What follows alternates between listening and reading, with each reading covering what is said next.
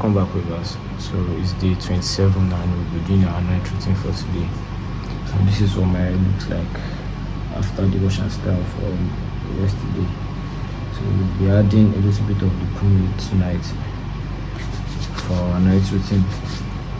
Now we'll get into our brushing session as usual.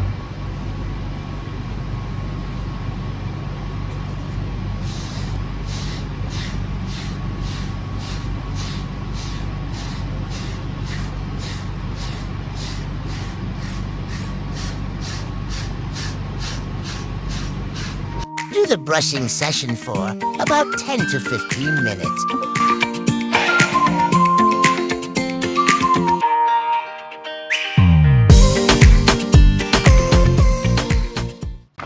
Now, so I done with our brushing session. We want to lay it down with our Ziploc bag and drag them.